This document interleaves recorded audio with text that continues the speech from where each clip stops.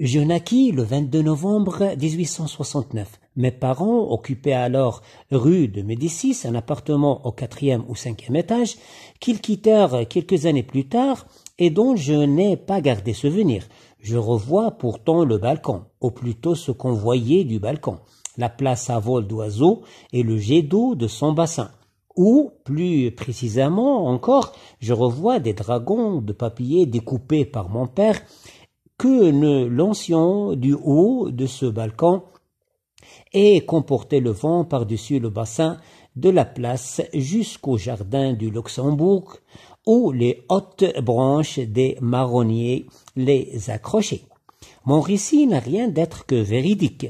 À cet âge innocent, l'on voudrait que toute l'âme ne soit que transparence, tendresse et pureté. Je ne revois en moi qu'ambre, laideur, surnoiserie. J'avais 6 ans quand nous quittâmes la rue de Médicis, notre nouvel appartement 2 rue de Tournon, au second étage, formait angle avec la rue de Saint-Sulpice, sur quoi donnaient les fenêtres de la bibliothèque de mon père, celle de ma chambre ouvrée, sur une grande cour. Je me souviens surtout de l'antichambre parce que je m'y tenais le plus souvent lorsque je n'étais pas à l'école ou dans ma chambre. Mon grand-père était mort depuis assez longtemps lorsque je vins au monde, mais ma mère l'avait pourtant connu, car je ne vins au monde que 6 ans après son mariage. En plus de Paul, mon père et de mon oncle Charles, Tancred Gide avait eu plusieurs enfants qu'il avait tout perdu en bas âge. André Gide, si le grain ne meurt, 1926. Il n'est pas difficile de savoir que ce passage qui nous est présenté est extrait de l'œuvre intitulée « Si le grain ne meurt », publiée en 1926 et écrite par André Gide, né à Paris, 6e le 22 novembre 1869, est mort à Paris, 7e le 19 février 1951. Le jeu dont je naquis, c'est celui du narrateur. C'est ce dernier qui prend la parole. Je revois, je me souviens, lorsque je n'étais pas à l'école, j'avais 6 ans, avec l'utilisation des pronoms possessifs. Mon récit, mon père, ma mère, ma chambre, mon grand-père. Le récit est donc à la première personne du singulier. Le narrateur et le personnage sont bien la même personne. Et c'est lui-même qui raconte ses souvenirs. Quand il a dit « je me souviens ». Ainsi, l'angle selon lequel le narrateur raconte son récit est la focalisation interne, d'où l'effet produit de la subjectivité.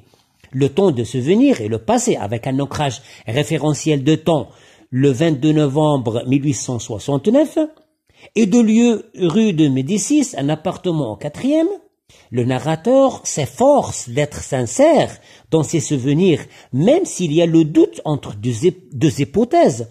Même s'il y a le doute entre 2 hypothèses en utilisant la conjonction de choix ou, il a dit, un appartement au 4e ou 5e étage. Je revois pourtant le balcon, ou plutôt ce qu'on voyait du balcon, ou plus précisément encore, je revois les dragons de papier, etc. Il précise les lieux et les adresses avec minutie pour être le plus vrai possible afin de présenter sa sincérité et la justesse des faits racontés. D'où le pacte autobiographique. Notre nouvel appartement 2 rue de Tournon, au second étage, formait un angle avec la rue Saint-Sulpice, jardin du Luxembourg, etc. Il nous reste seulement de constater le nom du narrateur, au dernier paragraphe du texte. Il a dit, en plus de Paul, mon père, et de mon oncle Charles, Tancred Gide, pour confirmer avec certitude que ce passage est un récit autobiographique avec excellence. En effet, la triple identité est clairement présente. L'auteur, le narrateur et le personnage principal ne font qu'un.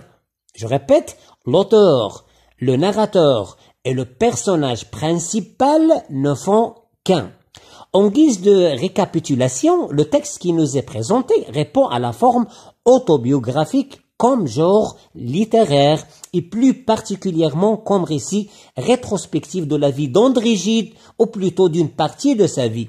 C'est ainsi que Philippe le Jeune définit dans son pacte autobiographique, définit l'autobiographie comme un récit rétrospectif en prose qu'une personne réelle fait de sa propre existence lorsqu'elle met l'accent sur sa vie individuelle, en particulier sur l'histoire de sa personnalité.